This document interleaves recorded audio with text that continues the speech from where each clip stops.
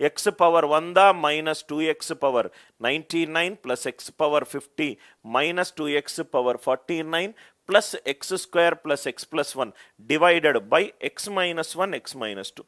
ఇప్పుడే మనం concept discuss చేసాం.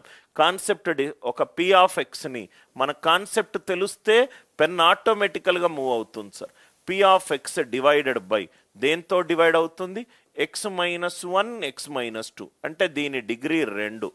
దీని డిగ్రీ 2 అవుతే రైట్ శేషం ఏమవుతుంది? P X plus Q. P X plus Q. ఇది ఫస్ట్ స్టెప్. ఈ ఫస్ట్ స్టెప్ మీకు అర్థం కావాలి. సెకండ్ స్టెప్, సో ఈ నంబర్ని X power 100 minus 2x power 99 plus X power 50 minus 2x power 49 plus X square plus X plus 1. దీన్ని నేను దేంతో డివైడ్ చేస్తున్నాను? ఎక్స్ మైనస్ 1 ఎక్స్ మైనస్ 2 తోటి డివైడ్ చేస్తున్నాను. శేషం ఎంత వస్తుంది? పిఎక్స్ ప్లస్ క్యూ వస్తుంది. శేషం ఎంత వస్తుంది?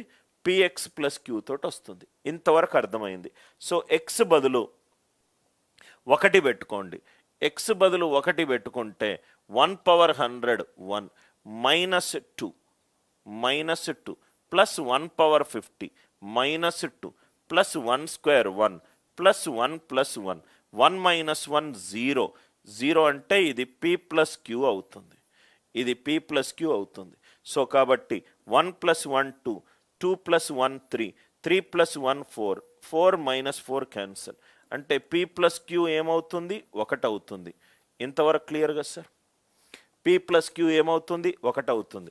అదే ఎక్స్ బదులు 2 పెట్టుకుంటే ఇదేమవుతుంది? 2 power 100 minus 2 into 2 power 99 2 power 100 plus 2 power 50 minus 2 power 50 plus 2 square plus 2 plus 1.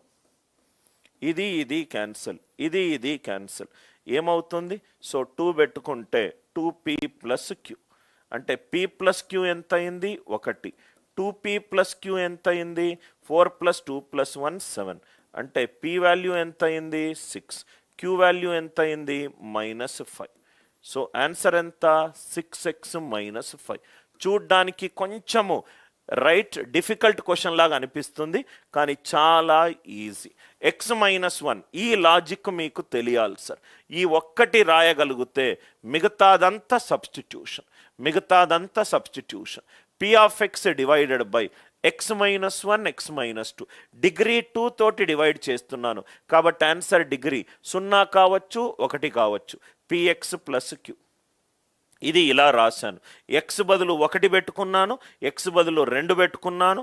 నాకు 2 ఈక్వేషన్లు వచ్చాయి, 2 వేరియబుల్లు. P plus Q 1 2p plus Q 7 2p minus p p equivalent to 6 q equivalent to -5. So అందరికీ అర్థమైంది కదా సార్? ఆన్సర్ ఏ ఫాములో ఉండాలి? Px plus queue ఫాములో ఉండాలి. p అనేది 6 q అనేది -5. So answer is 6x minus 5. కొంచెం మంచి రైట్ ఆలోచింపదగిగే క్వశ్చన్లే మనం క్లాస్లో చేద్దాం సార్. ఫండమెంటల్స్ నేర్చుకున్న తర్వాత రైట్ ఆలోచింపదగిగే క్వశ్చన్లే చేద్దాం. ఇది రెండోది చూడండి. ఎక్స్ పవర్ 100 డివైడెడ్ బై ఇవన్నీ వదిలేస్తారు మీరు. ఎక్స్ పవర్ 100 ఎక్స్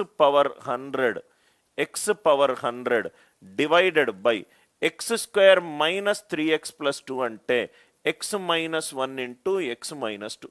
ఇది ఇవ్వాల్సిన అవసరమే లేదు సార్. దీని వాల్యూ ఎంత? ఎక్స్ పవర్ 100ని X minus 1 into X minus 2 తోటి డివైడ్ చేస్తే శేషం ఎంత? ఇది చూడండి sir.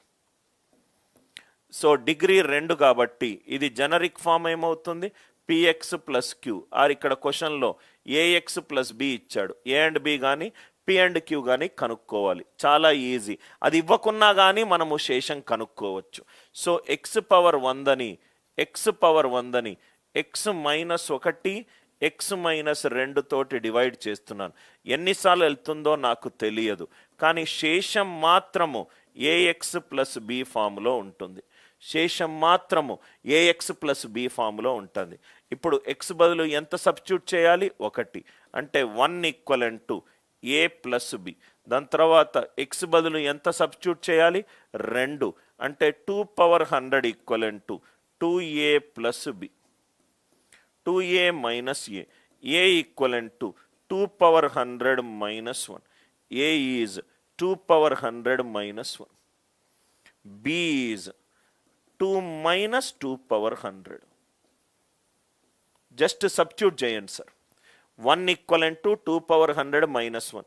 Minus 1 left hand side వెళ్తే ప్లస్ 2 minus 2 power 100. ఇది ఏ వాల్యూ, ఇది A value, B value. A X plus B. A కనుక్కున్నాం, బి కనుక్కున్నాం. అందరికీ లాజిక్ క్లియరా? రైట్.